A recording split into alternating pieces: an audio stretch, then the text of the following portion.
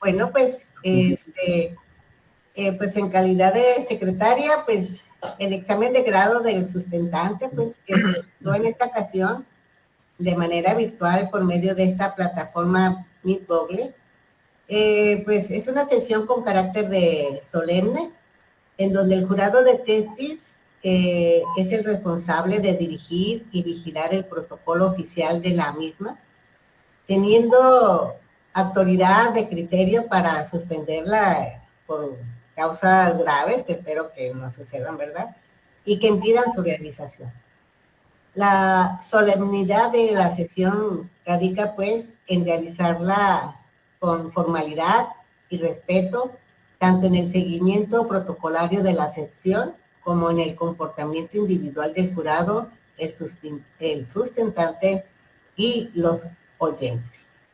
Bueno, por lo tanto, como les había comentado, en carácter de secretario de jurado, procedo a instalar la sesión solemne con la presencia de los sinodales propietarios.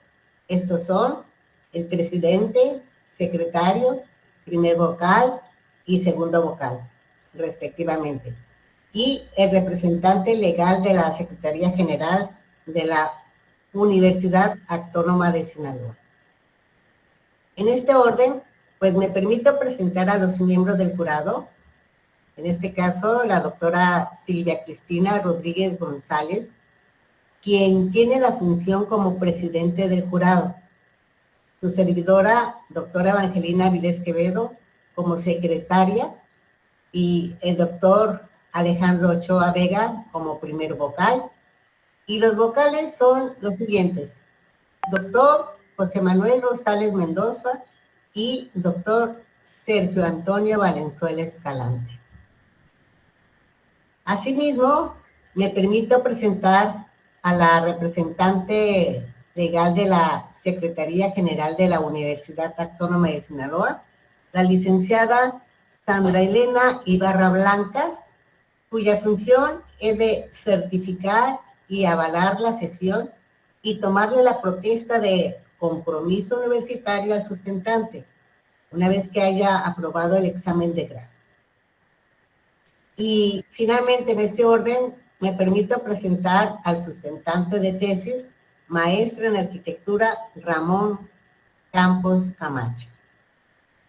Bueno, pues, así, culminando la presentación, paso la voz y la conducción de la sesión a la presidenta del jurado, a la doctora Silvia Cristina Rodríguez González, quien establecerá las reglas y los procedimientos para el desarrollo del examen. Muchas gracias, doctora. Pues muy buenos días a todos. Pues igual en seguimiento al procedimiento de la sesión solemne para presentar el examen de grado, se establecen como bases protocolarias la parte de presentar en primer lugar por el sustentante el título de la tesis. De ahí seguirá la fase de exposición y defensa de su tesis. Y después cada uno de los miembros del jurado procederá a realizar las preguntas requeridas al sustentante sobre la tesis. El tiempo de exposición y defensa de tesis por el sustentante será máximo de 30 minutos. Va a ser apoyado por imágenes y parte, bueno, lo que viene siendo su documento a criterio del sustentante. Y en esta parte, pues ya nada más me queda cederle el uso de la voz para iniciar esta primera fase de presentación de examen que será tomada en cuenta dentro de los 30 minutos. Y pues podemos iniciar, dar la bienvenida a todo nuestro jurado y pues estar atentos a lo que viene siendo esta presentación para después proceder entonces a lo que viene siendo las preguntas, y después de estas preguntas pues ya pasaremos a una sesión de la conclusión y lo que viene siendo la deliberación. Entonces, sin más preámbulo, iniciamos este proceso. Dejamos el uso de la voz al maestro Ramón Campos Camacho y inicia con el tema de su tesis. Muy amables. Buenos días, distinguidos miembros del jurado. Deseo que me permitan presentar mi trabajo de investigación que he desarrollado a lo largo de casi 4 años y medio, casi 5 años de estudio. Y muchas gracias por estar aquí este día acompañándome. Déjenme compartir pantalla.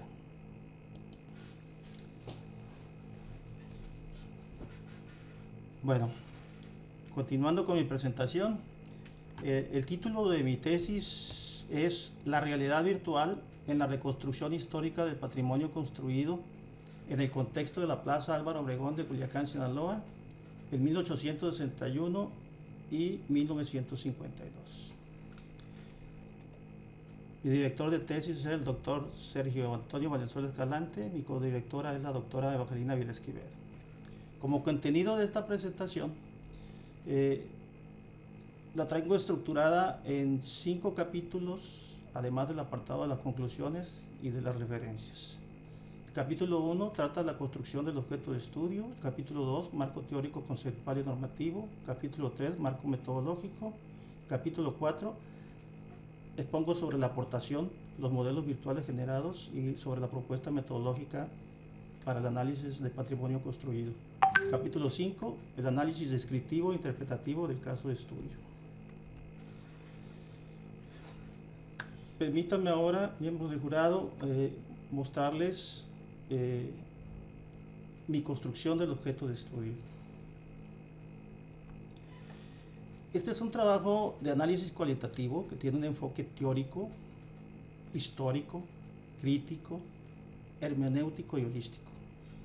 En esta se estudia el tema de la realidad virtual, la cual es parte del desarrollo cultural que la humanidad ha alcanzado en esta era de la globalización.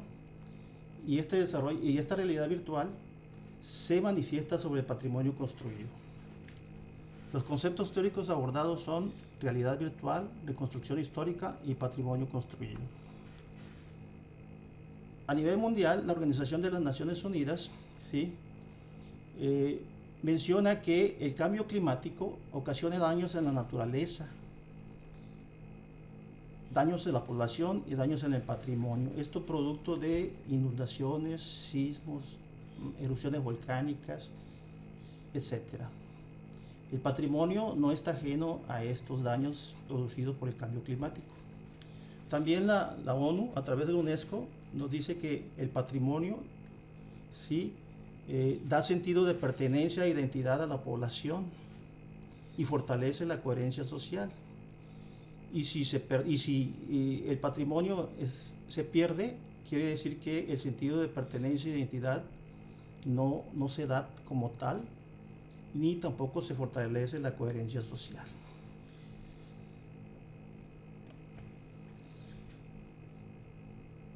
En esta tesis se considera que el patrimonio cultural mundial es una herencia vulnerable y por lo tanto hay que documentarlo, preservarlo, restaurarlo y difundirlo.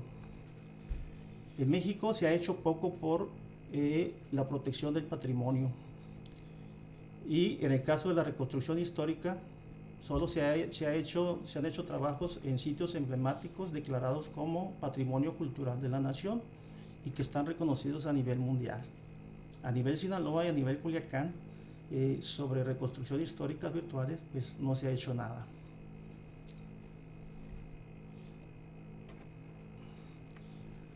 La justificación de esta tesis es desde el punto de vista de que a nivel regional y local no hay ningún precedente de este tipo de investigaciones. Tenemos una riqueza patrimonial y que es importante preservarla, documentarla, protegerla. Esta investigación es en beneficio de la ciudad y de los habitantes de Culiacán y es coadyuvante en la promoción y realización de proyectos de reconstrucción histórica virtual del patrimonio construido. Planteo 2 hipótesis. La primera, la realidad virtual se constituye en una poderosa herramienta que hace posible implementar y realizar proyectos de reconstrucción histórica del patrimonio construido. La segunda hipótesis es la que dice que la realidad virtual hace posible elaborar modelos virtuales de reconstrucción histórica del patrimonio construido que a través del análisis adecuado delatan su historia y la perteneciente a las de sus comunidades de origen. Planteo un objetivo general y 3 objetivos particulares. El objetivo general busca demostrar que la realidad virtual en el ámbito de la reconstrucción histórica del patrimonio construido, mediante el análisis historiográfico adecuado, genera modelos virtuales que poseen la capacidad de delatar su propia historia y contribuyen a lo propio con relación a las de sus comunidades de origen. Los 3 objetivos particulares que me planteo son los siguientes. El primero es analizar los aspectos teóricos alusivos a la realidad virtual, la reconstrucción histórica en el ámbito del patrimonio construido. El segundo es la construcción de modelos virtuales alusivos a la Plaza Álvaro Obregón de Culiacán, Sinaloa y a su contexto en el año de 1861 y 1952. El tercer objetivo es plantear una propuesta metodológica que sirva para el análisis del patrimonio construido a través de modelos de realidad virtual, que surjan a partir de la conceptualización teórico y filosófica producto de la presente investigación para su aplicación en el objeto y en el caso de estudio de esta misma. La delimitación de este tema es espacialmente, me enfoco al espacio de la Plaza Álvaro Obregón de la ciudad de Culiacán, Sinaloa, y a la manzana que se ubica al surponiente de esta plaza, específicamente el lote de la esquina norponiente de esta misma manzana. Temporalmente, considero 2 momentos históricos específicos y cronológicos, el año de 1861 y 1952. Permítanme ahora presentarles lo referente al marco teórico, conceptual y normativo de esta investigación. En esta tesis se consideran 3 variables. Como variable independiente, la realidad virtual; como variable dependiente, la reconstrucción histórica; y como objeto de estudio o variable interferente, el patrimonio construido. Hay 5 autores principales sobre los cuales se sustenta esta investigación. Uno de ellos es Manuel Castell, Zygmunt Bauman, ¿sí?, Gisli Povetsky, Marina Weissman y Lorena Mancini. Son los 5 autores principales sobre los que se sustenta esta investigación desde el punto de vista teórico-filosófico. Manuel Castell nos habla sobre el concepto de la tecnología y nos dice que este es producto del desarrollo de la sociedad. Zygmunt Bauman nos dice también que la tecnología es un producto cultural y que está en constante cambio, es decir, es cambiante. Por su parte, Lipovetsky nos dice que el combate de lo ligero, el tiempo y el espacio siempre está en continuo cambio, y esto es típico también de la revolución tecnológica, que siempre está en constante cambio, en constante evolución. Lipovetsky considera que el mundo virtual es una representación de la realidad que físicamente no existe, ya que está desmaterializada y que es transparente y ligera. Retomamos también a Carlos Champfort-Olmos, que dice que la reconstrucción es volver a construir partes desaparecidas o perdidas de algún objeto, en este caso del patrimonio. Por su parte, Antonio Rodríguez Alcalá habla sobre que la reconstrucción histórica no solamente es una mera descripción, sino que también hay que hacer interpretaciones de hechos que transcurrieron en el tiempo. Por su parte, María Rodríguez Ávila dice que las restauraciones son trabajos de intervención en las que se reconstruye un bien a partir del resto del mismo. Las reconstrucciones virtuales son trabajos de intervención que lo hacen a partir de documentación y fotografías existentes. Una autora de cabecera para esta tesis, este estudio que desarrollé, es Marina Weissman, que habla sobre el concepto de patrimonio y de monumento. Patrimonio para Marina Weissman no solamente son las obras de carácter monumental, sino que patrimonio es todo lo que el hombre produce para protegerse. Patrimonio construido es todo lo que el hombre produce para protegerse de las inclemencias del tiempo. Marina Weissman apuesta por la no segregación entre los objetos culturales, y para ella patrimonio debe ser considerado tanto una vivienda en una comunidad rural como un gran palacio en la Ciudad de México. Dice que la arquitectura se estudia a través de documentos, y documentos pueden ser planos, libros, textos, fotografías, que nos permitan conocer las características que el monumento tuvo en una época determinada. Se analizó el estado de la práctica tanto a nivel mundial como a nivel nacional, y a nivel mundial sobresalen los europeos, ya que los europeos en la segunda década del siglo XXI le apostaron al rescate y a la documentación de su patrimonio cultural, ya que se desarrolla a través de la Comunidad Europea. Se desarrolló el proyecto Inception, que consistió en documentar gran parte del patrimonio que los europeos tienen, ya que muchas de las comunidades europeas sobreviven gracias al turismo, y para ellos es importante documentarlo y proteger su patrimonio. A nivel nacional tenemos el caso realizado por el doctor Antonio Rodríguez Alcalá en la ciudad de Mérida, Yucatán, que lo que hizo fue un proyecto de reconstrucción histórica virtual de la Plaza Mayor de Mérida. Este proyecto lo desarrolló en el año 2012. A nivel nacional también tenemos los proyectos realizados por SIARC. SIARC es una organización no gubernamental con sede en los Estados Unidos, que lo que busca es digitalizar gran parte del patrimonio de la humanidad, y para esto se enlaza con los distintos gobiernos del mundo, donde existen monumentos susceptibles, aptos para ser documentados, a través de escanearlos, digitalizarlos con técnicas, una tecnología un tanto sofisticada que utiliza drones, escáneres de tercera dimensión, escáneres láseres, ¿sí? Computadoras con programas sofisticados. Y esta fotografía que estamos viendo es una digitalización de lo que es la Catedral Metropolitana y el Sagrario Metropolitano en la Ciudad de México, y algunas de las edificaciones que están en el contexto.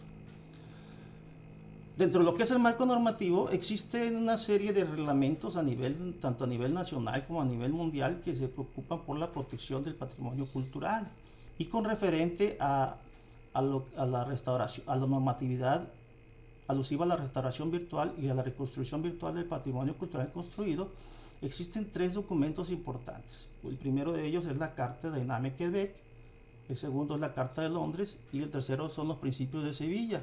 Estos 3 documentos lo que buscan es regular la práctica del uso de nuevas tecnologías en el ámbito del patrimonio cultural arqueológico.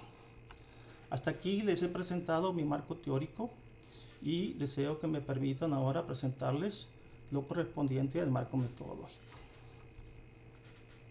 Esta es una investigación con un enfoque cualitativo, tiene un diseño hermenéutico y holístico, y un alcance de investigación, o por la acción del método, es una investigación de tipo histórico, descriptiva e interpretativa.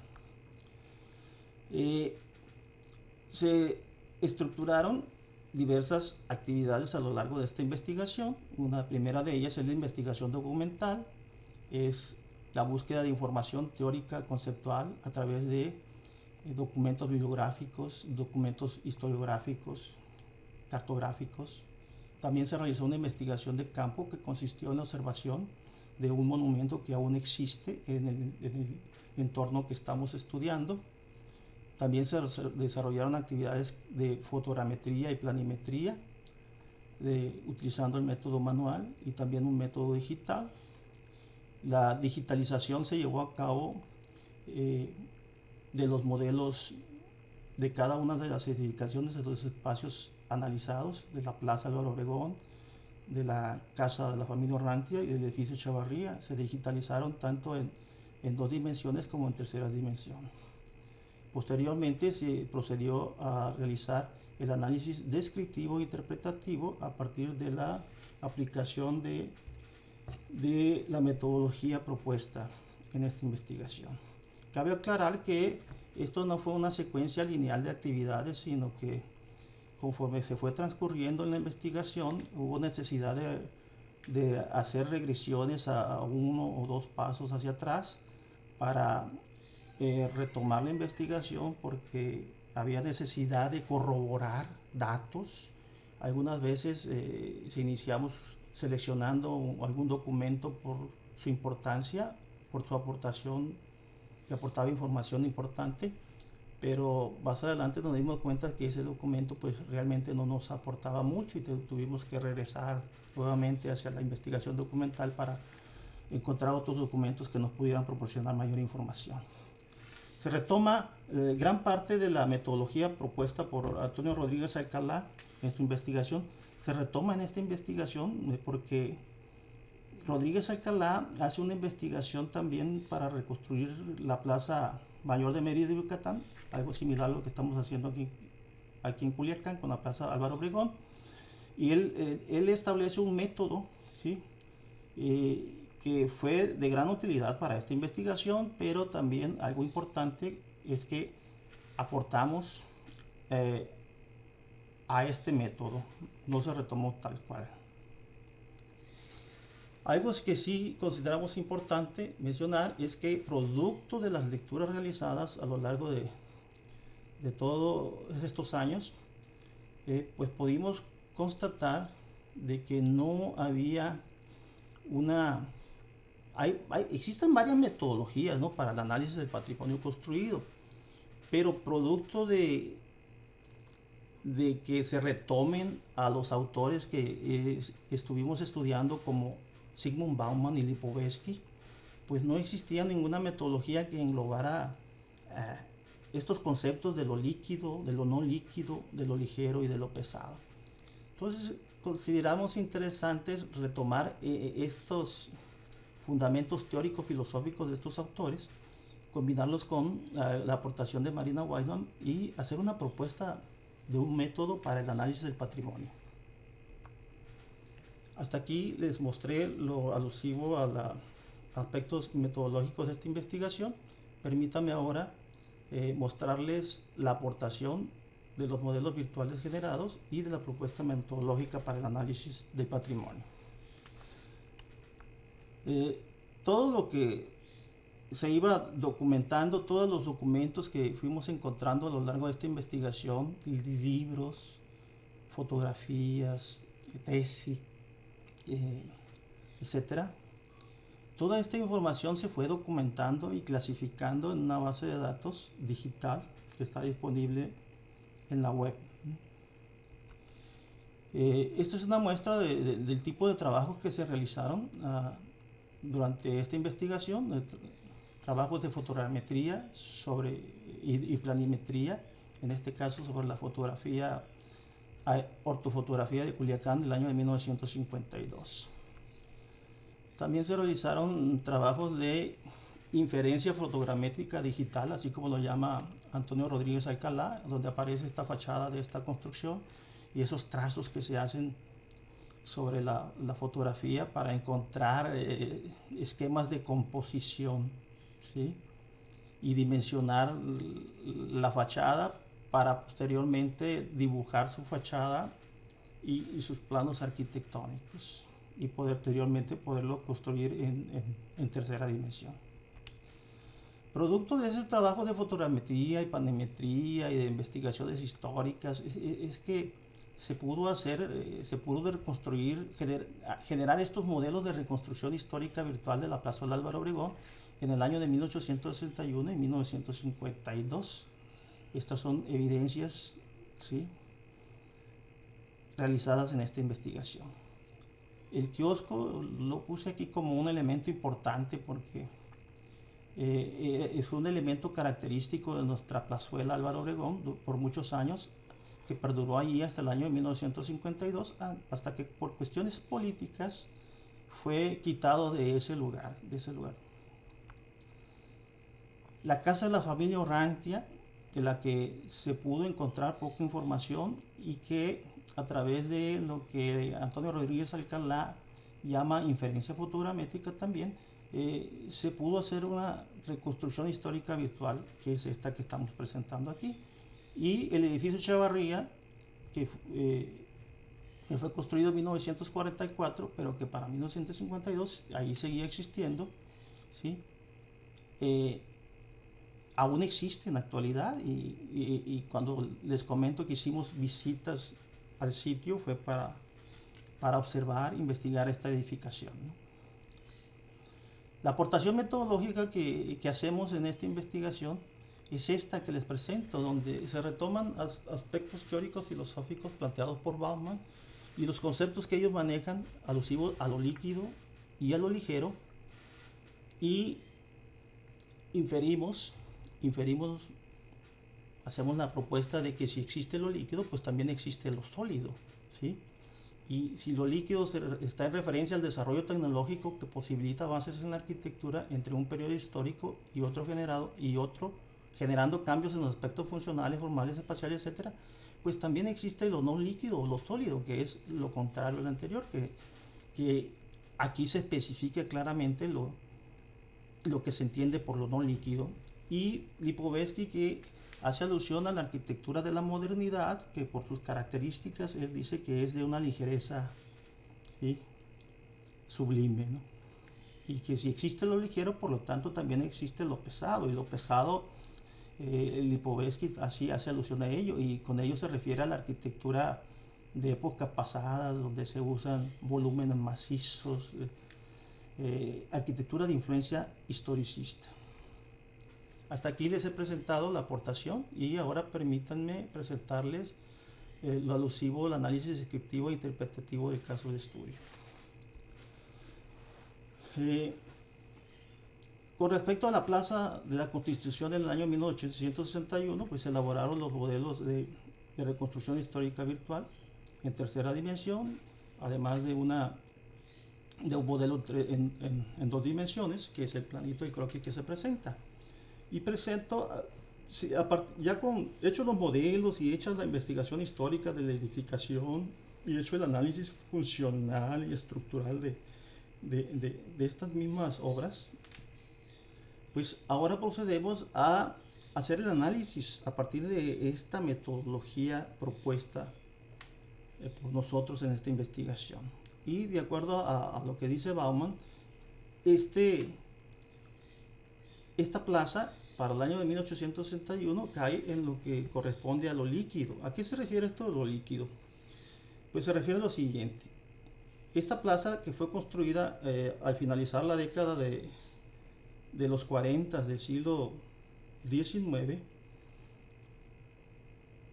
en 1846 aproximadamente, se construyó esta plaza y se le dio este diseño que vemos ahí, que tiene un diseño muy simétrico, con andadores en diagonal y andadores perimetrales, uso del módulo cuadrado, uso del módulo triangular, pues todo basado en los conceptos de composición de la arquitectura del pasado.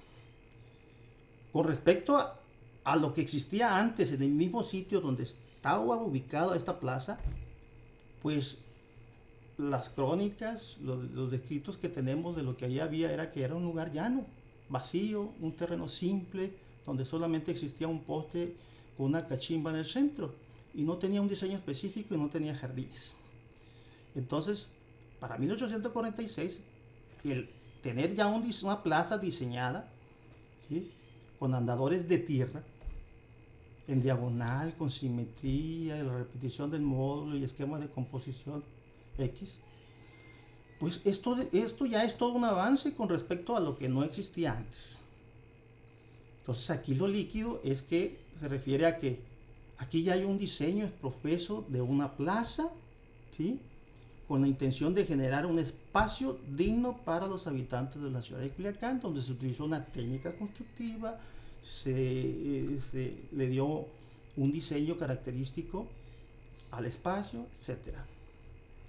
Y según la categoría de Lipovetsky, esto cae en lo que se refiere a lo pesado, porque a pesar de que esto es algo nuevo en su época, pero aún preserva muchos aspectos de la arquitectura del pasado, como la simetría, por ejemplo, la simetría de espejo, la repetición de módulos, el módulo cuadrado y el módulo triangular.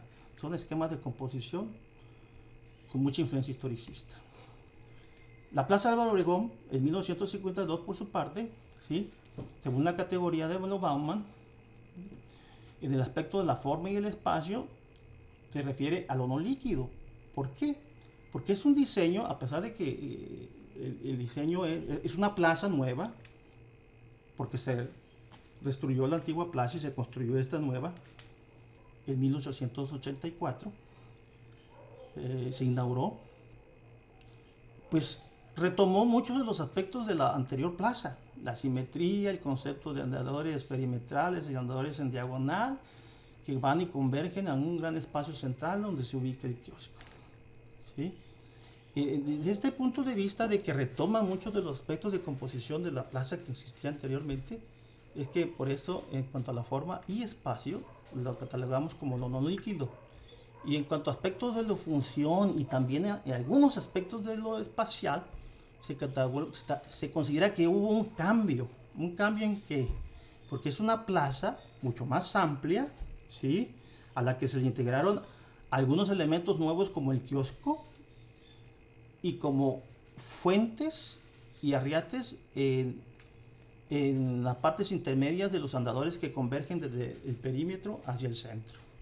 Es decir, que ya hay la intención de diseñar un espacio con un diseño diferente, pero que a la vez tiene características muy similares al de la plaza anterior. Y desde el punto de vista tecnológico, esta plaza pues incorporó adelantos tecnológicos como el uso del concreto para el piso, ya fueron andadores de material, el uso del hierro para el kiosco y de las bancas también, el uso se introdujo un sistema de agua para llevar agua a las fuentes. Entonces esos son adelantos tecnológicos, por eso cae en la modalidad de lo líquido. Lo líquido es el movimiento tecnológico que se hace presente en el diseño de esta obra.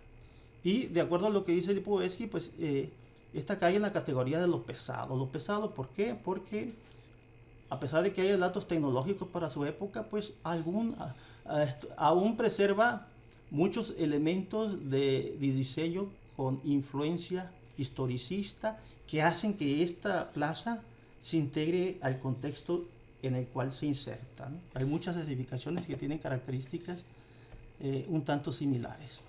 Y así sucede lo mismo para el caso de la casa Orrantia. En esta investigación, dos documentos fueron muy importantes, el documento del plano topográfico de Culiacán y la ortografía de Culiacán de 1952, porque estos documentos para su época fueron hechos con la mejor tecnología de su época y representan las características que la ciudad tenía en aquellas épocas, ¿no?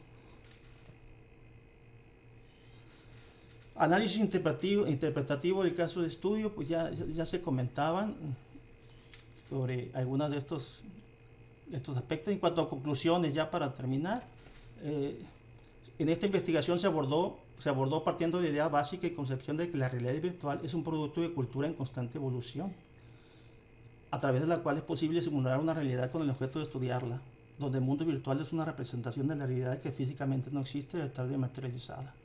El objetivo general se considera que se demostró porque se construyeron a través de la realidad virtual se pudo hacer una reconstrucción histórica del patrimonio construido. Los objetivos particulares se considera también que se cumplieron porque se analizaron los aspectos históricos de la realidad virtual, de la reconstrucción histórica y del patrimonio construido, además de que se construyeron los modelos de realidad virtual. En esta investigación también se planteó una propuesta metodológica que sirvió para el análisis del patrimonio construido a través de los modelos de realidad virtual. Las hipótesis se considera que se validaron positivamente, ya que se comprobó que la tecnología de la realidad virtual es una herramienta poderosa que posibilita implementar y realizar proyectos de reconstrucción histórica del patrimonio construido. La segunda hipótesis también se validó positivamente, ya sé que se demostró que los modelos virtuales de reconstrucción histórica del patrimonio construido delatan su propia historia y contribuyen al engrandecimiento de la perteneciente a las comunidades de origen. Se hicieron aportaciones significativas, ya que se planteó proteger el patrimonio construido, ¿sí?, ¿sí? A través de documentarla y de generar modelos de reconstrucción histórica virtual con el propósito de, a través de estos modelos, difundir el patrimonio. Se hacen aportaciones propias al planteamiento metodológico utilizado, retomado de Antonio Rodríguez Alcalá, y una de las aportaciones es que se utilizan tecnologías de bajo costo, o sea, software de bajo costo y de libre acceso y equipos de cómputo básico. Se elaboraron los modelos de reconstrucción histórica virtual para cumplir con otra de las aportaciones que se hizo en esta investigación y cumplir con uno de los objetivos, ¿no? Se aportan una metodología propia también, la que les comentaba y que me permitió hacer el análisis del espacio de la plaza y de las dos edificaciones en su contexto. En esta investigación se hace una aportación a la conformación de estudios sobre historiografía urbano-arquitectónica que se tienen sobre la ciudad de Culiacán, Sinaloa y de la región.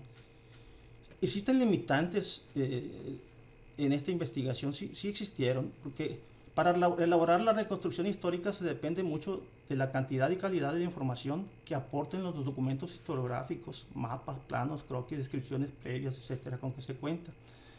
Se depende mucho también de la calidad de las descripciones e interpretaciones elaboradas por el investigador, hechas con base en los documentos historiográficos consultados, de la que también depende la calidad y representatividad de los modelos virtuales. También los recursos económicos también fueron una limitante en esta investigación, ya que influyen en el tipo y calidad del equipo técnico y soporte del software utilizado para realizar los modelos virtuales. También existe la limitación de que se depende mucho del conocimiento y habilidad que el investigador tenga sobre el manejo y el equipo de programas de cómputo utilizados, lo que también va a repercutir en la calidad y representatividad de los modelos realizados. Las líneas de investigación que se sugieren son dos. Queda abierta la posibilidad de retomar el tema, además del planteamiento teórico y metodológico de esta investigación, para replicarlo en el proyecto de reconstrucción histórica virtual que incluya a todas las demás edificaciones ubicadas en el contexto de la Plaza Álvaro Obregón de Culiacán, en estos dos mismos momentos históricos considerados. Incluso, el tema puede ser abordado desde el punto de vista de otras disciplinas afines al patrimonio construido, como el caso de la arqueología, por ejemplo, la ingeniería también, desde el punto de vista de la sociología, etc. Se sugiere retomar también el planteamiento teórico metodológico de esta investigación y replicarla en otros proyectos de investigación que pretendan elaborar reconstrucciones históricas virtuales para ayudar a documentar el patrimonio construido, desaparecido o aún vigente. Por último, les presento las referencias bibliográficas y doy las gracias a los miembros del jurado por escucharme en mi presentación. Muchas gracias, maestro Ramón Campos. A continuación seguiremos con la segunda fase. Iniciamos en el orden del jurado. Sería primero con el doctor Alejandro Ochoa Vega. Es para el cuestionamiento, el sustento que haga el tesista en referencia a su proyecto de investigación, a su documento y presentación. Dejaría el uso de la voz primeramente en su asesor externo, el doctor Alejandro Ochoa. Muchas gracias, doctor, por estar acá. ¿Qué tal? Muchas gracias. Buenos días a todos. Y bueno, pues muchas felicidades, Ramón. Siempre concluir procesos de este tipo pues da mucho gusto, porque además de lograr un objetivo personal, de llegar a este nivel de desarrollo académico, donde tú logras pues lo que se considera el máximo nivel de grado académico, que es un doctorado, aunque hay postdoctorados y tú no sé qué planes tengas para el futuro, pero seguro vas a descansar un rato de todo esto. Se nota un esfuerzo pues realmente importante en cuanto a todo el trabajo de investigación, de consulta de múltiples referencias y de tus objetivos, tu metodología y toda la propuesta que pues sí, yo cuando te conocí y me hablaste de este proyecto, me parecía interesante que justamente la realidad virtual pudiera ser una herramienta para la conservación de lo que todavía queda del patrimonio o la reconstrucción de lo que ya no tenemos, o la posibilidad de reconstruir esas ciudades que se han transformado de una manera radical. Y pues Culiacán es una ciudad definitivamente muy afectada por la destrucción del patrimonio a lo largo de la historia. Y bueno, pues este acercamiento que es un segundo acercamiento más profundo, porque tú ya lo habías trabajado en la maestría, pues da cuenta pues de todas las posibilidades que da esta herramienta de la realidad virtual. Cuando yo vi en el documento de la versión final que nos mandaste y veía los planos históricos o actuales que hacías de esa plaza Álvaro Obregón y su entorno, y veía las construcciones aledañas en color rojo, pensé que podría haber una reconstrucción virtual también de ese entorno. Y pues ya dices justamente al final de tu exposición y del documento que pues que eso va a quedar para otros, que queda abierto. Y bueno, porque siempre me inquieta mucho analizar un espacio público que no tiene nada alrededor. Eso no tiene que ver con una realidad física. Entonces la realidad virtual pues, tendría que describir también ese entorno que justamente el entorno de un espacio abierto. Es muy interesante ver cómo se transforma no solamente la misma plaza, un espacio abierto, sino todo su entorno. Y pues la Plaza Obregón, por ejemplo, haber visto las arcadas originales del siglo XIX reconvertidas en estos edificios funcionalistas que la sustituyeron, excepto un tramo que todavía queda, pues hubiera sido muy interesante. Pero yo no sé si eso era fuera de tus objetivos o era muy complejo hacer esa reconstrucción. Me hubiera conformado por lo menos con una silueta de los edificios que están alrededor. Pero bueno, con todo, considero que hay una aportación importante, y yo solo tendría una pregunta. Después de todo esto que tú has trabajado, ¿de qué manera tu propuesta del uso de la realidad virtual como una herramienta para la conservación del patrimonio realmente es aplicable en Culiacán, en la realidad concreta de la academia, de la universidad o de las instituciones que pueden defender el patrimonio de Culiacán? ¿En qué medida esto puede ayudar a la defensa de ese patrimonio? O también, ¿en qué medida crees viable que esta herramienta para otros estudios, para otras investigaciones de ese Culiacán que se ha transformado tanto en pocas décadas, no solamente de ese patrimonio histórico del siglo XIX o colonial, más antiguo, sí, de lo poco que queda, sino de esa ciudad moderna de los años 40, 50, que ha sido tan afectada, que también día con día nos llegan noticias de otra casa del Malecón que han demolido, o pues todo ese patrimonio moderno que fue tan significativo para el arranque de la ciudad como una ciudad que se integraba a una modernidad, y que pues está también muy en riesgo. Entonces, bueno, ¿en qué medida toda esta metodología que tú planteas y este recurso de la realidad virtual puede ayudar para la documentación, para el análisis o para la defensa de lo que aún queda? ¿Qué se puede hacer con respecto al patrimonio desde el punto de vista de la realidad virtual. La realidad virtual tiene muchas utilidades, doctor, desde el punto de vista de la medicina, y en este caso, y yo seleccioné este tema porque como arquitectos que somos, la mayoría de nosotros somos arquitectos, somos dados a diseñar objetos, ¿no? Y no solamente diseñamos, sino que también estudiamos a la arquitectura de otras épocas.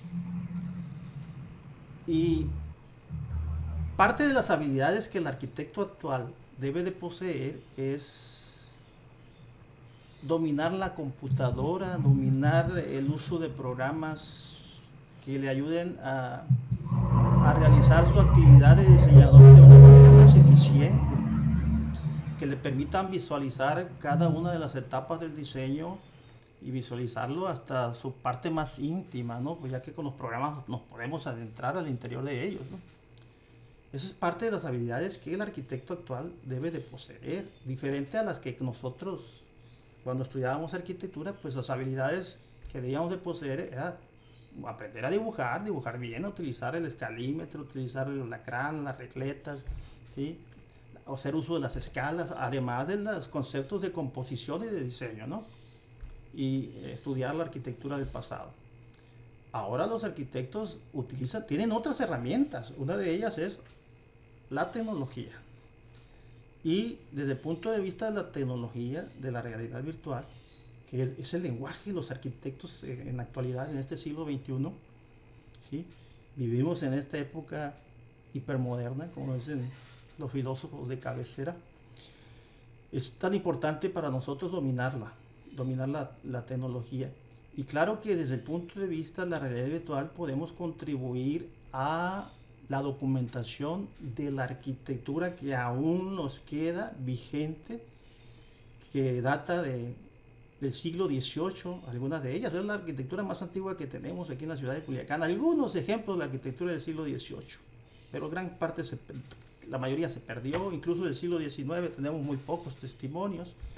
Y considero que antes de que se pierdan, físicamente se pierdan, hay que documentarlos y elaborar sus modelos digitales en tercera dimensión, ¿sí? Y no esperar a que se pierdan, que alguien los destruya y después decidamos, vamos a rescatar desde el punto de vista, haciendo uso de las tecnologías, vamos a rescatar tal edificación que ya no existe, ¿sí? Pero recuerden lo que les comentaba hace un momento.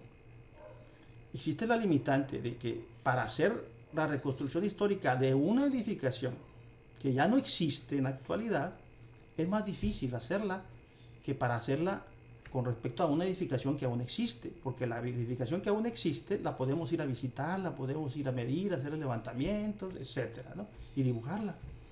Pero las que ya no existen, dependemos mucho de los documentos que tengamos a la mano, planos, fotografías. Incluso se puede llegar hasta las entrevistas con personas que conocieron esas edificaciones, que en este caso de investigación no nos metimos con ese método, con el método etnográfico. Considero que estamos a tiempo en este momento y que afortunadamente tenemos una vasta colección de fotografías de antiguas edificaciones que ya no existen, de aquí de la ciudad de Culiacán, y considero que con ellas sí es posible hacer una reconstrucción de cómo era la ciudad de Culiacán en el siglo XIX, ¿sí? Porque existen fotografías de las vialidades tomadas a personas, el fotógrafo está sobre la calle tomando la imagen hacia el infinito, pero aparece las edificaciones que están a lo largo de estas calles. Y tenemos muchas fotografías de ese tipo, o sobre las mismas fotografías al interior de las edificaciones. Podemos conocerlas también, vamos a batallar un poquito más, pero podemos llegar a conocerlas. Afortunadamente también existen, ¿sí?, libros que nos describen las características que tenía la ciudad de Culiacán, tuvo la ciudad de Culiacán en otras épocas. Y con el apoyo de esos libros podemos hacer la reconstrucción histórica virtual de la ciudad de Culiacán en otras épocas. Y si lo podemos hacer de otras épocas, pues también lo podemos hacer de la arquitectura del siglo XX, incluso de la arquitectura actual. Incluso los arquitectos de la actualidad ya dejan documentado digitalmente, virtualmente, la arquitectura que ellos están produciendo, ¿sí? Ya la están dejando documentada virtualmente. Y yo estoy seguro que se puede hacer una reconstrucción histórica virtual de esas edificaciones relevantes de la primera modernidad, segunda modernidad que tuvo Culiacán. Por ejemplo, la casa de la familia Zaragoza por el Malecón, ¿sí? Que fue destruida para construir una farmacia y un café cafenio por la parte posterior. Pues, mucho más relevante era desde el punto de vista arquitectónico y para la imagen de la ciudad, la casa de la familia, ¿sí?, de Zaragoza, ¿no? Y claro que se puede hacer con muchas otras edificaciones. El Cine Reforma está documentado. En la tesis viene una fotografía del modelo de realidad virtual del Cine Reforma, que posteriormente, con algunas remodelaciones, fue el Museo Interactivo de las Ediciones, el MIA. También se puede hacer de cualquier otra edificación, espacio abierto y espacio cerrado, doctor. Claro que se puede. Espero haber, sí, contribuido con esta respuesta a lo que usted esperaba.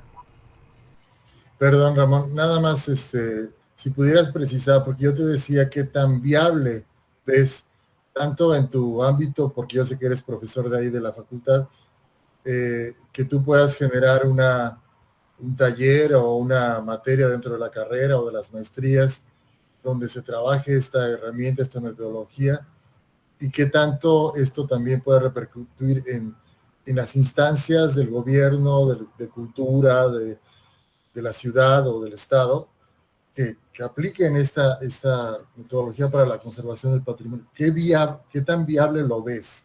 Ya sé que es una buena herramienta y que se puede hacer mucho con ella, pero ¿qué tan viable ves que se aplique? Yo lo veo muy viable, doctor, desde el punto de vista que es una herramienta que ya los estudiantes de arquitectura la utilizan, incluso los profesionales de arquitectura la utilizan. Y desde el punto de vista del gobierno ahora, hace poco me tocó estar en una reunión ahí de los colegios de arquitectos y con los miembros del INPLAN, que están redactando el nuevo reglamento de construcción para la ciudad de Culiacán, y estaban ahí representantes del INA también. Y también me invitaron como representante del Colegio de Arquitectos Luis F. Molina, como el especialista en la materia del patrimonio, ¿no? Porque estaban discutiendo específicamente esos aspectos, los últimos artículos del reglamento de construcción. Y existía un gran debate que desde el punto de vista del gobierno, que pretende rescatar el centro histórico y evitar que se sigan deteriorando muchas de las edificaciones y derribando muchas de las edificaciones antiguas que existen en el centro histórico de Culiacán.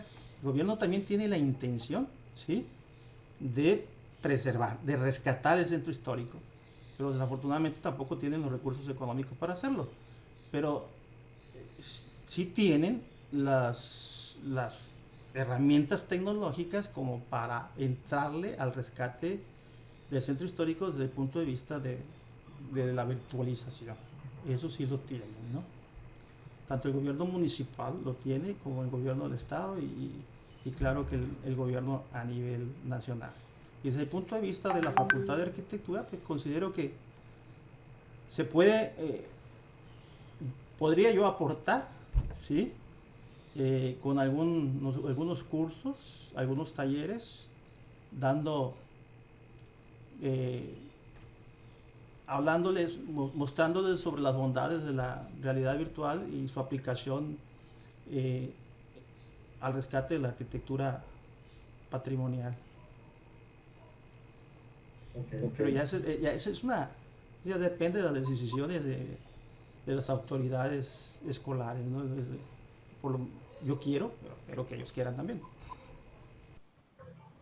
Muy bien, pues gracias, Ramón, felicidades, sería todo. Muy amable, muchas gracias, doctor. Seguiríamos con el doctor José Manuel Rosales Mendoza, si pudiera hacer uso de la voz y de sus preguntas. Muy amable. Muchas gracias, doctora Silvia. Bueno, lo primero felicitarte, Ramón, y desde luego agradecerte a ti y al doctor Valenzuela por haberme permitido ser parte de esta trayectoria larga de investigación y permitirme haber formado parte de este diálogo de visiones, de disciplinas, de instituciones, de perspectivas. Yo les agradezco mucho a ambos esta oportunidad, para mí lo ha sido. Descubrir cosas cuando uno acompaña un proceso de tesis, aprende, y eso para mí es muy enriquecedor. No solamente cuestionas, criticas, corriges, sino principalmente aprendes. Y el trabajo que tú nos presentas me ha permitido aprender muchísimo, y eso lo quiero agradecer a ambos y desde luego a la Universidad Autónoma de Sinaloa esta oportunidad. Yo quisiera hacer algunos comentarios que derivarían en preguntas y que además me parece que son como este territorio un poco perdido, no solo de la tesis, sino de la discusión sobre el mundo virtual, más allá de la tesis. Me parece que nos invitan a discutir a aquellos que nos hemos acercado a la virtualidad, a la digitalización. Me ha tocado trabajar de forma reciente con un grupo de sociólogos, comunicólogos, que están haciendo estudios críticos sobre la tecnología, en específico en el sector educativo. Y entonces es como su línea de investigación es el uso crítico de la tecnología. Y me interesaba por esta cuestión compartida que tenemos, pues los que hoy nos encontramos en esta mesa, y las posibilidades de la tecnología, en específico hacia la conservación del patrimonio. Ellos lo veían hacia la educación, pero bueno, finalmente están en el uso crítico de la tecnología. Y hacían unas observaciones que a mí me parecían muy interesantes. En sus investigaciones, ellos están descubriendo que sobre todo los jóvenes, aunque no me queda claro los rangos de edad, han empezado a obtener habilidades, aptitudes, desempeños, talentos, competencias para el mundo virtual, ¿sí? Cada vez más, y entre más jóvenes tienen más. También me explicaban que están focalizadas más en el entretenimiento que en la educación, en fin. Pero el chiste es que los jóvenes están ganando estas habilidades en el universo de lo virtual. Y al mismo tiempo están reconociendo y empezando a explorar una pérdida de habilidades en el mundo real. Habilidades prácticas, habilidades mecánicas y habilidades sociales que se usan en el mundo real se han empezado a ver, digamos, sustituidas, si cabe la expresión, sustituidas por habilidades virtuales. Gente que ya no puede hacer cosas en el mundo real o no las hace con facilidad porque se vieron sustituidas por esa virtualidad, lo cual a mí me parecía muy interesante, y entiendo también que es un proceso de estudio. También entiendo que hay una diferencia generacional entre nosotros, los que aquí nos encontramos, y como tú decías, cómo esta llegada de las tecnologías cambió nuestro mundo educativo, pero hay quien ya nació insertos en la virtualidad, ¿sí? Nacieron jugando un videojuego, vamos a decirlo así, ¿no? Y muy interesante este proceso en el cual han perdido habilidades en el mundo real, material, práctico y mecánico, y las han ganado en el mundo virtual. En ese sentido, yo me preguntaba, y te lo pregunto a ti, ¿qué pasa con la materialidad que es parte del patrimonio, independientemente del momento en el que se retrate o se ubique? ¿Qué pasa con la materialidad cuando puede ser sustituida por una virtualidad, vamos a decir, útil, representativa, interpretativa, ¿sí?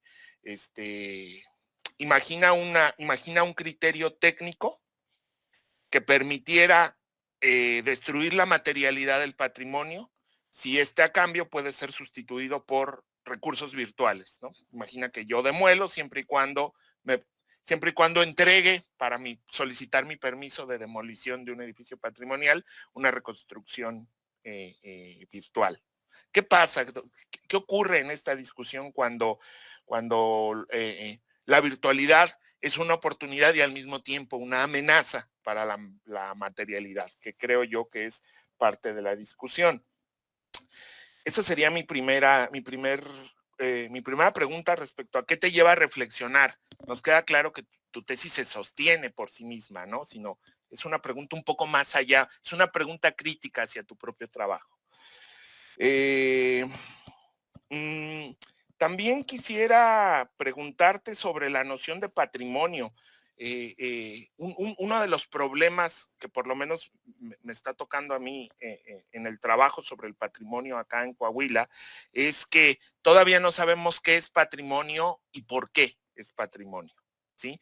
Y la discusión de siempre, ¿quién patrimonializa y por qué mecanismos patrimonializa?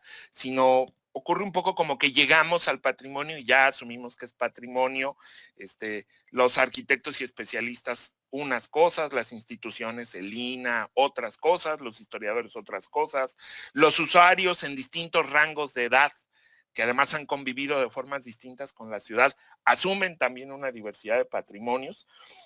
Y entonces, pues nos vamos a dar con un patrimonio que lo asumimos por automático y me parece que todavía no se entiende por qué es patrimonio. Ya hemos dicho que porque sea viejo no es patrimonio, ya hemos dicho que porque corresponda estéticamente a ciertos modelos tampoco por sí mismo es patrimonio. ¿Qué hace en nuestra contemporaneidad que algo como la plaza sea patrimonio? ¿Sí? También, ¿qué piensas después de esta investigación que me parece que tiene una fuerte carga histórica, cosa que yo celebro? Tú sabes que, aunque soy arquitecto, estoy en una facultad de historia, soy profesor de historia. ¿Qué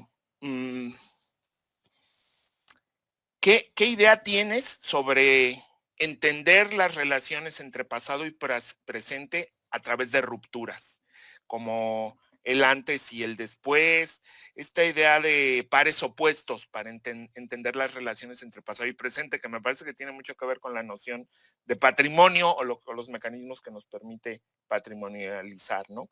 Esta noción de pares opuestos para entender el devenir del tiempo, es decir, más que como una continuidad de cambios y permanencias, que a mí me parece que responde más a eso, el fluir del tiempo, a una continuidad de pequeños cambios y permanencias, más este entendimiento a través de rupturas y cambios radicales, ¿no? Y permanencias radicales también. ¿Qué piensas de esta noción de eso? Y lo último sería, ¿qué piensas de la idea de que la historia, el pasado, la relación entre presente y pasado, no es una reconstrucción, sino una construcción porque se efectúa en tiempo actual?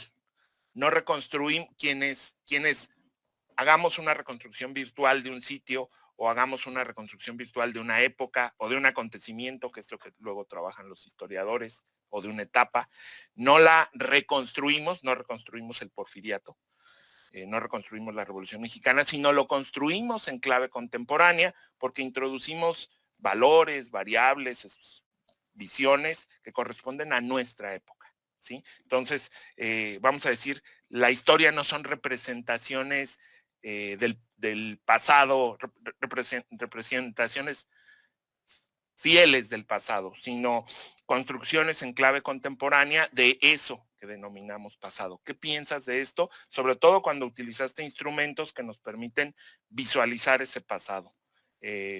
Por mi parte sería todo y muchas gracias. Muchas gracias. Adelante, maestro.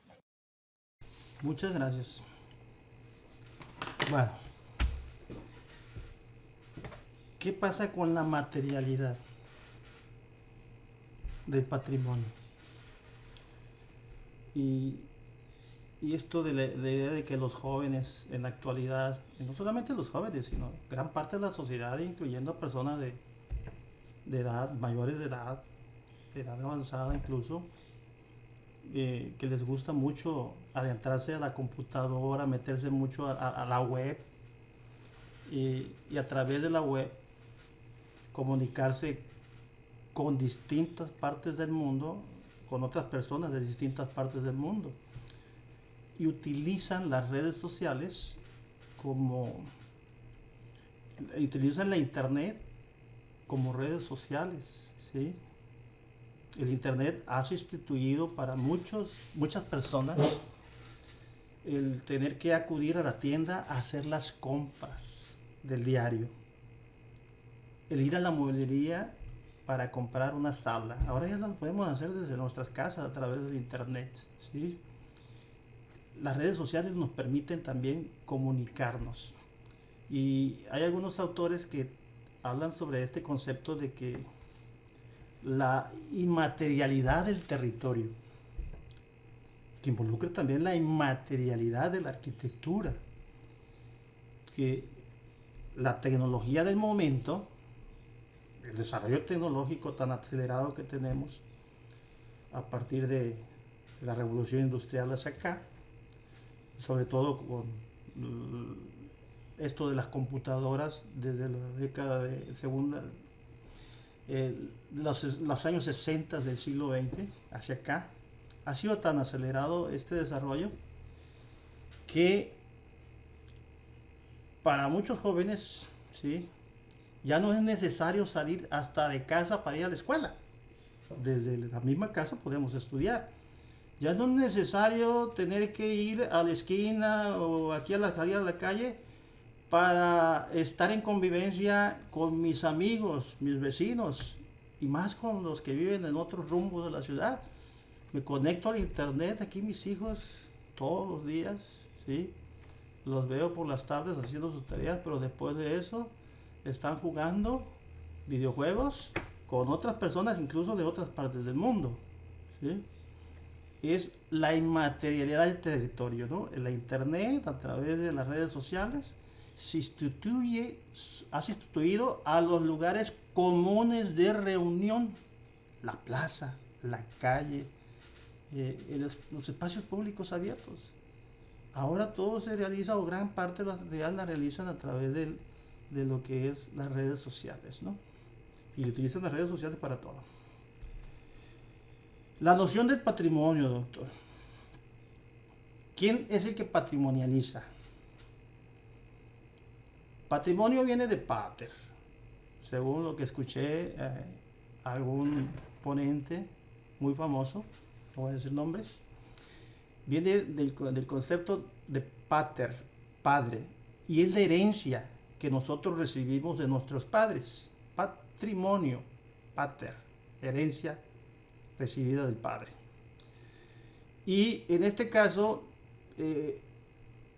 lo que recibimos nosotros de herencia es todas las construcciones del pasado que nos han sido heredados a través de generación en generación y que han llegado a nuestros días, y que es nuestro deber, ¿sí?, estudiarlas, ¿sí?, y conservarlas. Y además es nuestro deber dejar herencia para los que vienen después de nosotros, ¿sí?, dejar testimonio de nuestra época para los que vienen después. ¿Quién es el que determina qué es patrimonial y qué es lo que no es patrimonial?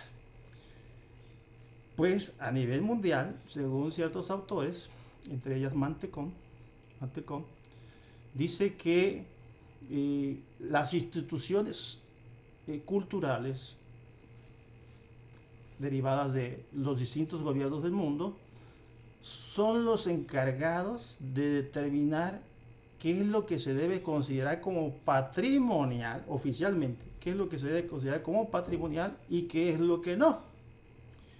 Porque debido a que no cuentan con los recursos económicos para preservar y restaurar todo lo que el hombre construye y que tiene significado para los seres humanos, para una comunidad allá en la selva del Amazonas, lo que ellos construyen, ¿sí?, tiene significado para ellos. Es decir, hay una idea de por qué se construyó, hay un sentido de por qué se hizo esa construcción, y esos significados de origen, ¿sí?, los ideológicos que llama Mancini, con el paso del tiempo estos objetos patrimoniales van acumulando más significados. A eso le llaman los significados culturales, lo que nosotros le añadimos. Ese lugar es importante preservarlo, o me identifico con él, la cohesión social con la comunidad, me identifico con él porque allí vivieron mis abuelos, es la casa de mis abuelos, ¿no? Independientemente de las características arquitectónicas que preserva, los estilos, etcétera, técnicas constructivas, etcétera. Para esos pueblos, para esas personas, esa arquitectura tiene significado. Pero desde el punto de vista patrimonialista que determinan los gobiernos, pues ellos lo ven como necesario distinguir entre lo que hay que preservar y lo que no es digno de preservarse. Lo que hay que preservar por su importancia estilística, por que ahí ocurrieron algunos hechos importantes o algún acontecimiento, ahí vivió tal persona que fue presidente de México, que fue gobernador de tal estado, etcétera, o porque ahí pernoctó una noche algún político importante, o porque por ahí asesinaron a algún político, etcétera. Esos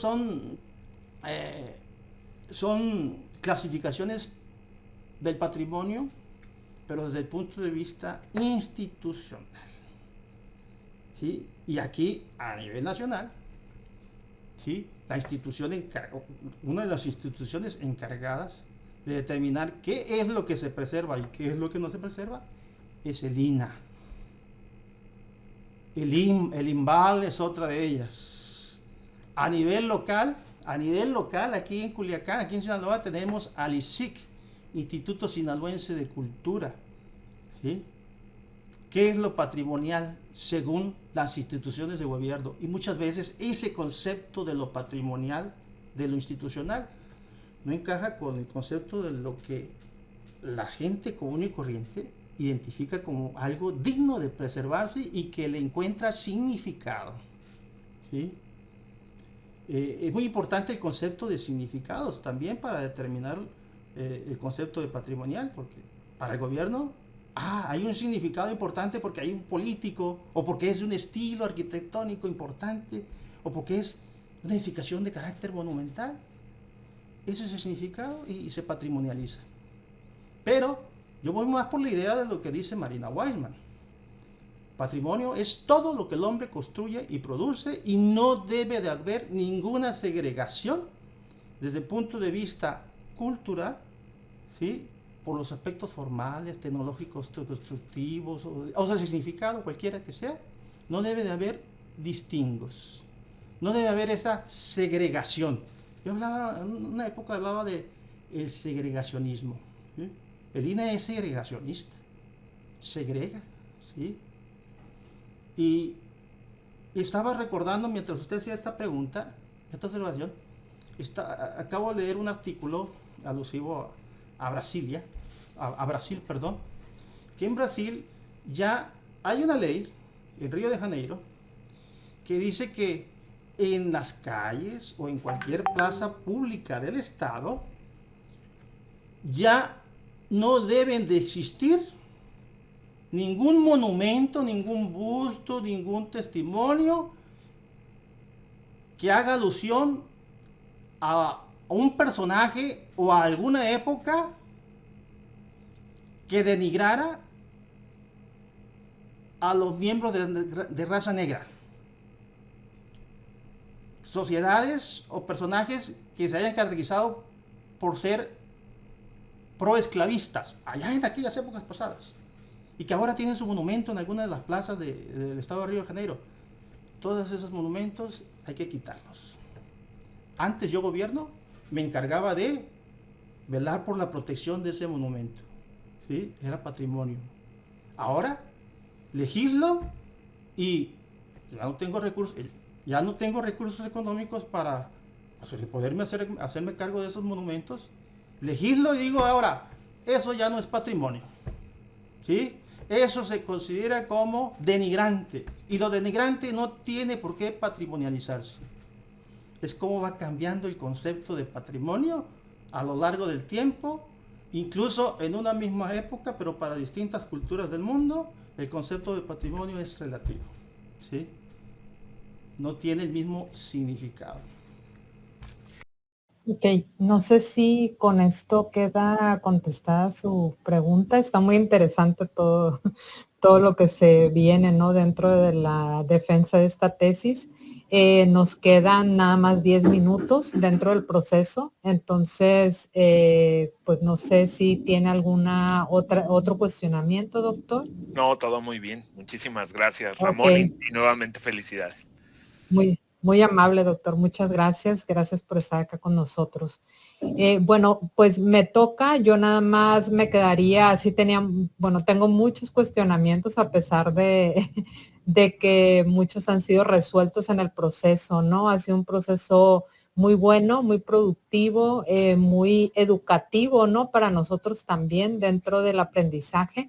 Y pues nada más me queda felicitarlo por esta defensa y yo pasaría el uso de la voz a la doctora Evangelina y después al doctor Sergio, quienes pues ya fungieron como su codirector y director, para que pues después dé respuesta a sus preguntas del sustento de esta defensa de tesis y pudiéramos seguir a la fase ya de deliberación. Muchas gracias. Muchas gracias, doctora Silvia.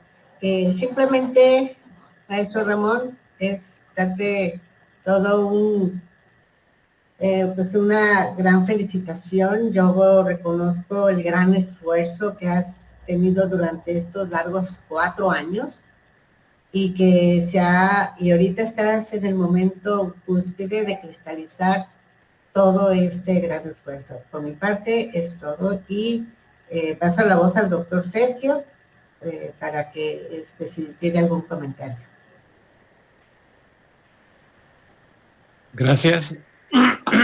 Brevemente felicitarte, Ramón, lograste tu cometido, terminar la tesis, aunque dicho sea paso, yo sé que tú querías haber hecho lo que el doctor Alejandro Ochoa sugirió, o sea, tú tenías contemplado hacer todo el contexto de la Plaza Obregón, cada edificio, cada inmueble en las dos épocas, pero por cuestiones de tiempo y de delimitación, digamos, más que nada administrativo con respecto al curso del doctorado, pues no lo hizo. Pues les digo, pues es imposible. Es viable, pero con mayor tiempo, pues, con más tiempo. Quería un comentario y no pregunta. Bueno, es interesante tu propuesta y deja algo ahí muy interesante que va más allá de nuestras generaciones, pues nosotros vamos a estar aquí, no sé hasta qué año, pero ¿quién no nos dice que dentro de 40, 50 años haya mayor información de estos edificios, de ese contexto? Por ejemplo, ahorita en el primer corte que es en 1861 aún existía el antiguo templo parroquial de San Miguel Arcángel de la época novohispana en Culiacán, y de él hay una descripción del interior que corresponde a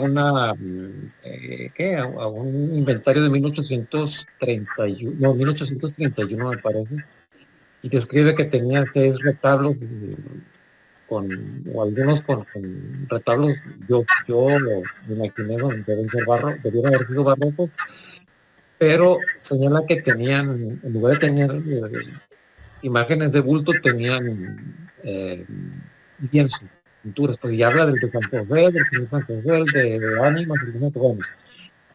Entonces, que en un futuro haya mayor información o surge información que permita que sobre tu trabajo alguien, o sea, tú dejas como como un rompecabezas que le faltan algunas piezas, pero dentro de 30 años, 20 años, puede ser que aparezca información que ayude a colocar una pieza más o 2 piezas más y ese rompecabezas inconcluso.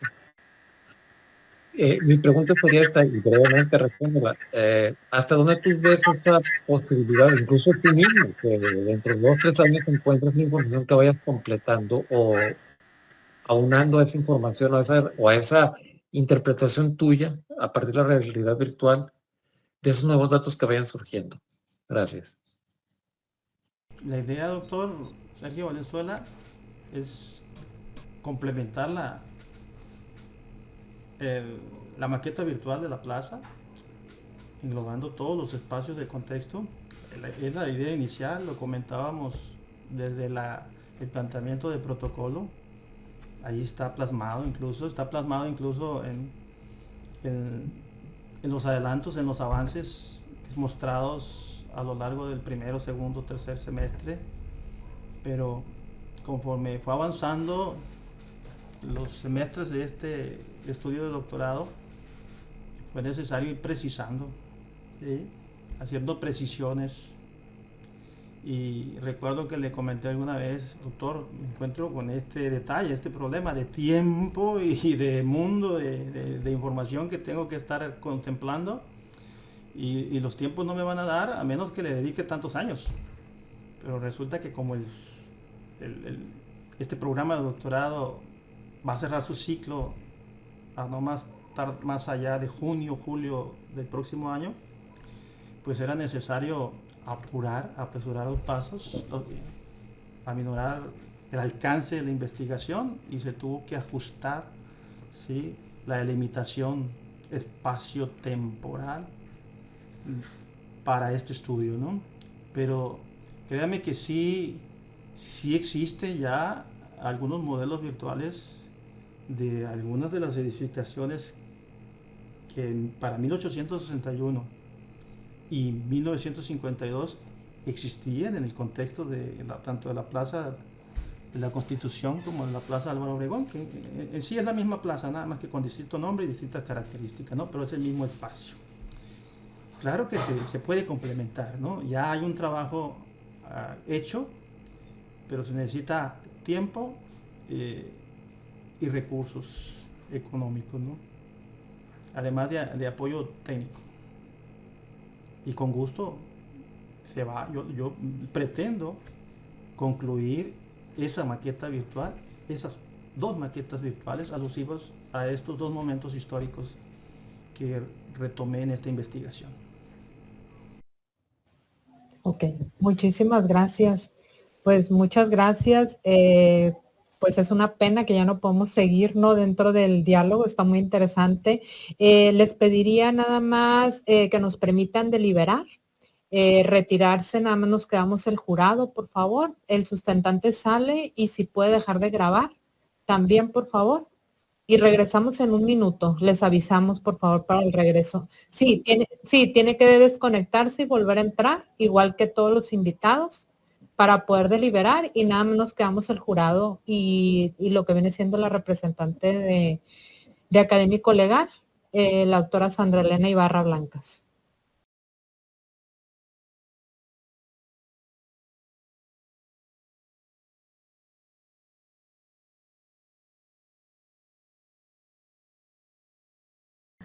Listo, maestro Ramón, en calidad de secretaria del jurado. Me voy a permitir leer la acta elaborada, y dicta lo siguiente. En capítulo de los artículos 71, fracciones 1, 2 y 3, 74 y 75 del reglamento de posgrado de la Universidad Autónoma de Sinaloa, siendo las 10 horas del día 1 del mes de diciembre de 2023, se reunieron en forma virtual la ciudadana licenciada Sandra Elena Ibarra Blancas, en representación del secretario general de la institución, así como los miembros del jurado. Presidente, doctora Silvia Cristina Rodríguez González. Secretaria, doctora Evangelina Avilés Quevedo. Vocales, primer vocal, doctor Alejandro Ochoa Vega. Vocal, doctor José Manuel Rosales Mendoza. Vocal, doctor Sergio Antonio Valenzuela Escalante. Nombrados para integrar el jurado calificador del examen de grado de doctorado en arquitectura y urbanismo, al sustentante maestro en arquitectura Ramón Campos Camacho, quien presentó un escrito titulado La realidad virtual en la reconstrucción histórica del patrimonio construido en el contexto de la Plaza Álvaro Obregón de Culiacán, Sinaloa, en 1861 y 1952.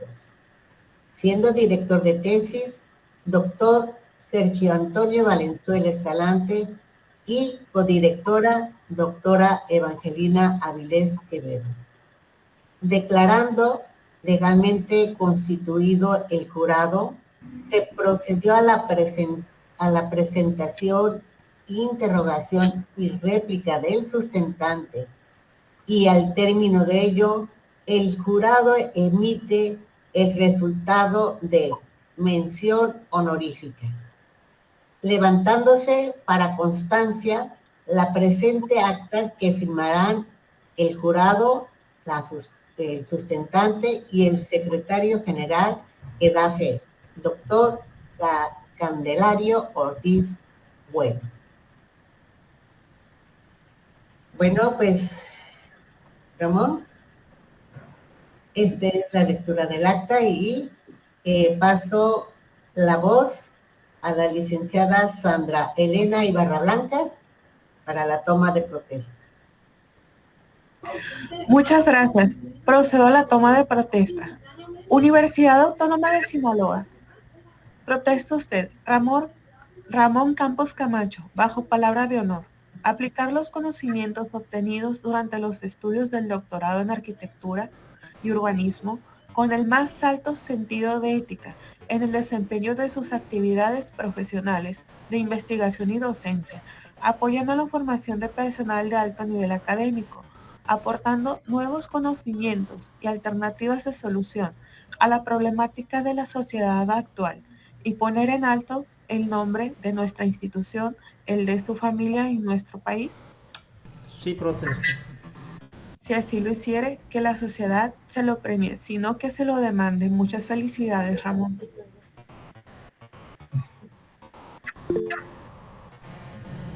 Gracias, doctores. Ok, muchísimas felicidades, muchas gracias. Y pues siguiendo el protocolo antes de hacer el cierre, pues como lo establecido en el artículo 59 del reglamento, pues se procedió a tomar protesta dentro del compromiso universitario el sustentante, y tenemos nuestro primer egresado del programa de doctorado que ya esperábamos dentro de esa sesión solemne en este examen de grado, y pues nada más nos queda felicitarlo y disfrutar de este momento para todos. Cerramos sesión siendo las 11:43 y agradecemos su presencia y la paciencia también para nuestra siguiente sustentante. Muchas felicidades. Gracias, Felicidades. Gracias al representante de académico legal. Muchas felicidades. Gracias a todos. Y A ahora, disfrutar. ¿qué procede para mí? ¿El documento cuándo sale? Eso Yo le ya lo aviso, hemos- maestro, váyase a festejar. Así es, celebra y disfrute de este momento. Hasta Muchas misión. gracias a todos, gracias por acompañarnos y se vale, se vale. Muchas felicidades. Muchas felicidades, Ramón. Muchas gracias, Gracias. a Gracias, todos. maestro Manuel. Gracias a Ramón, todos. saludos a todos, saludos. Igualmente. Silvia, Muchas Sergio, gracias. a todos, Felicidades. muchas Gracias, gracias. doctores. Gracias. Un abrazote. Abrazo para todos Abrazo, ustedes. abrazo. Gracias. Saludos, abrazos. Muchas gracias, doctor José Manuel. Gracias. Gracias a usted.